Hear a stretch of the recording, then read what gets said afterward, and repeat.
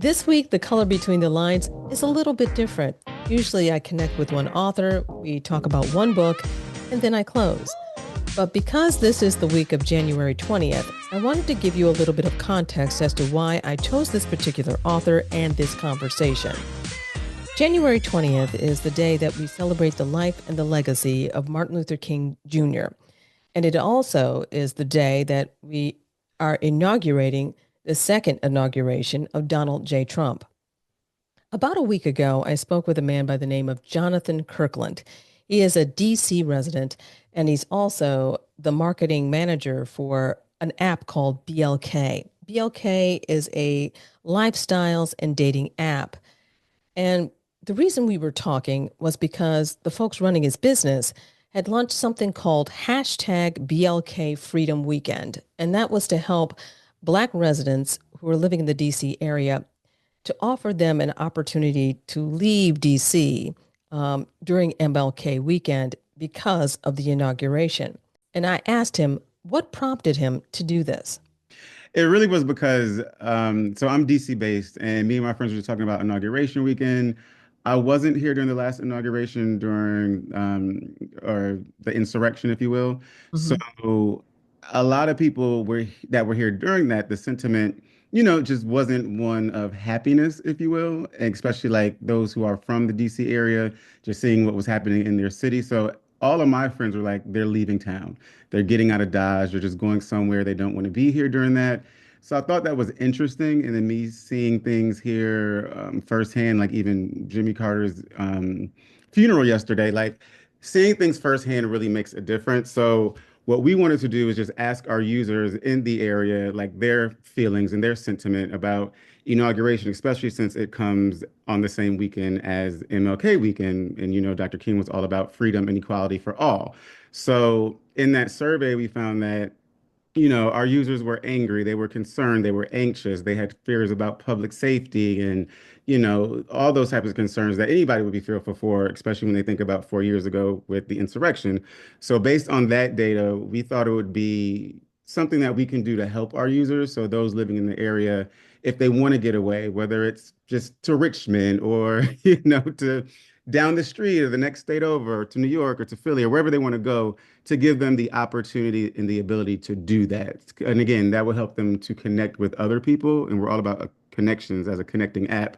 So it was just something in a creative and unique way that we can help our users and help those in the area knowing based on the data, the feelings that they were feeling. BLK did a survey that revealed that 80% of Black DC residents felt anxious or angry about the inauguration, and 41% that they'd prefer to leave DC altogether to avoid the chaos. He said hashtag Freedom Weekend offered their community a chance to win a vacation away from DC. It's not necessarily like you can use the voucher wherever you want, but we would love to see it use it. It could be going to another city to catch up with a college roommate or a old friend you haven't seen, or somebody, you met on the app that you might meet for the first time, or even a family member. So what we want to do is be that service to our users where they can make these connections and, just progress in whatever they're trying to do. That led me to my guest author and counselor, Dr. Laverne Haynes Collins. She wrote a book called Overlooked Counselor Insights for the Unspoken Issues in Black American Life. It's a deep dive into how, when it comes to loss, mental health professionals often overlook that loss for African Americans is multi layered, connected not only to their personal history, but to their collective cultural history. And when it comes to January 20th, many Black Americans are still unpacking that loss with their emotions, the loss of Kamala Harris losing the election. Many people were on a high when it was the election, Harris was running, it was the close to the end. People had aspirations and hope of something different for the next year, and seeing perhaps the first Black woman to actually become the president of the United States was something that was extremely hopeful for a lot of people. And then when it didn't happen, it was dashed. And you mentioned that, people often, when we're disappointed, we just keep it moving. But that can cause problems later on. How do Black people, I guess, address that conundrum and not being, going into a deep depression, but also just being able to handle it? We have to, as I said, call it grief. And there's a particular kind of grief that is experienced and a particular kind of loss that we experience that we don't hear much about. I mean, these are things that are overlooked, things that we don't talk about. If you've never been marginalized, if you've never been subject to racialization, discrimination, you don't understand the grief and the loss and the pain. And we have not been taught to deal with it or to address it because it would make us seem weak. So the first thing we have to do is to acknowledge the pain and the grief, call it what it is. It's something called an ambiguous loss. Okay. And ambiguous loss is when you're really not sure what exactly has been lost. Maybe it's hope. Maybe it's a dream, as you said. People were excited. It seemed like we were on the verge of something brand new. And especially when you consider the wide gap in ideologies between the two uh, candidates. Oh my goodness. People were, as you said, Esther, excited. And then those hopes get dashed. And the grief comes from the loss of what was hoped for and anticipated and expected that could have meant a historic moment for Black and Brown people, for people of color. It could have meant an historic moment for so many marginalized people. It could have meant 4 years of more opportunity and open doors and economic leveling and so many things.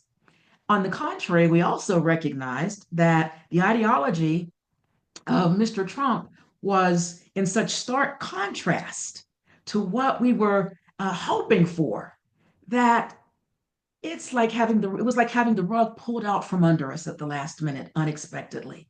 That's an ambiguous loss because some people would say, well, she lost. What did you lose? I mean, what's the big deal? But here's how I say it. How do you grieve moments of dignity loss that comes from racism? Mm, mhm. Hmm. How do you mourn the health effects of not having adequate healthcare coverage?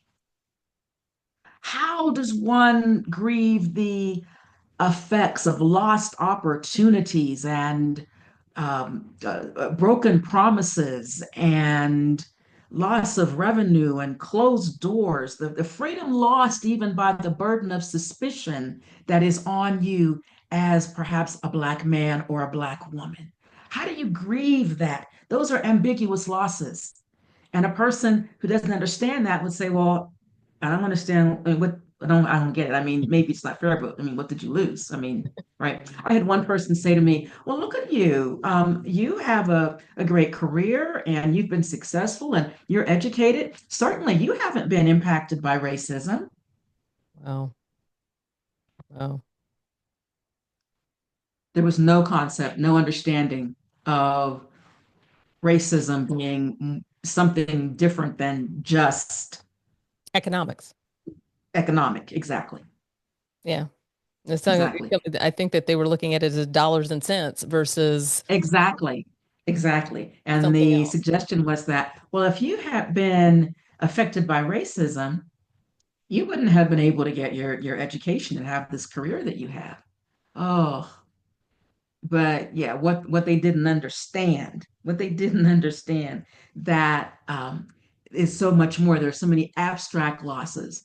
Dr. Collins has a master's in community counseling and a PhD in Christian counseling.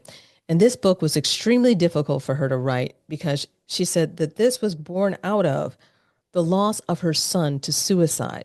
It was extremely difficult because of her background as a minister in the church as well as her training as a medical professional. Here I am, a mental health professional, a minister, a mother. Between my love, my knowledge, and my faith, I felt that I should have been able to recognize something. My son was an adult, 32 years old. He was living on the West Coast. I was on the East Coast. So there were obviously a lot of things I didn't know. He wouldn't, if he didn't share things with me, I wouldn't have any way of knowing. But what I recognized is that although I graduated from one of the highly respected programs, a master's degree in counseling, I had learned a white approach and white values and white culture in counseling. I had learned to do white counseling with white people and to be as white as possible. Mm. And that did not serve my Black clients well, and what I had learned didn't serve my son well. In the years post his passing, I spent a lot of time reading, and I kept finding research pointing to what was overlooked and missing in counseling with African Americans and other indigenous or people of color. And when I put it all together, it was clear there was a book Mm. where I found or created a compilation of a number of societal issues, overlooked historical factors, overlooked identity issues, overlooked clinical biases, overlooked losses, and overlooked strengths. We are taught as counselors, we are commonly taught that you don't bring up race and culture unless the person who has come to see you. I try not to use the word clients anymore. I call the people who come to see me members of my practice community. And that right there is one aspect of culturally astute, culturally sound care. You emphasize in your book the need for culturally conscious mental health counseling. And I really, really have a thing for that because I really feel like with many Black parents who have kids on the autism spectrum, they don't have that opportunity to find mental health counseling with culturally competent individuals Mhm, readily, really easily. So, what mhm. does that look like for you when you're talking about this in practice? What would you say would be some of the things that need to change? Yeah. We are taught as counselors, we are commonly taught that you don't bring up race and culture unless the person who has come to see you. I try not to use the word clients anymore. I call the people who come to see me members of my practice community. And that right there is one aspect of culturally astute, culturally sound care. And I believe in bringing culture and racial issues from the background to the foreground of the counselor client conversation because there's nothing in my life that's not affected by my Blackness. Whether it's my marriage, whether it's my work, whether it's my parenting, whether it's my stress levels, it's all affected in some way, directly or indirectly, by my experience as a Black woman. How dare I not talk about that with a Black woman or a Black man and act as if their culture, their color is invisible and doesn't matter. It's not relevant to whatever they came to counseling for. So we are running out of time. So I'd love you to tell me what is the one main message that you'd like people to take away when they pick up your book? You are seen. And I for one, and there are others, I'm not the only person who's studying the impact of racial identity on mental health. But books like this and other books that are out there now are ensuring that you are seen. And when you go to a counselor, a therapist, we have a movement to decolonize therapy so that you can get help that fits you, that recognizes you and sees you. If you are feeling like your life doesn't matter, don't believe that lie. Your life matters. You are not a burden to the people you care about. Please don't internalize that. Please don't take that to heart. We need you. We need you to be healthy. We need you to give this world everything that you've got. So get the help that you need. And if the person that you start with as a counselor isn't giving you culturally responsive care, don't give up on counseling. Find somebody else. Counseling works. And where can listeners find you and learn more about your work and your book? I am, my website is New Seasons, NEWSEASONS.training. And there, everything I provide in terms of counseling services for my practice communities and the trainings that I provide for other professionals are all described there. The book is called Overlooked: Counselor Insights for the Unspoken Issues in Black American Life. That's it for this edition of The Color Between the Lines. Happy MLK Day. I'm Esther Dillard.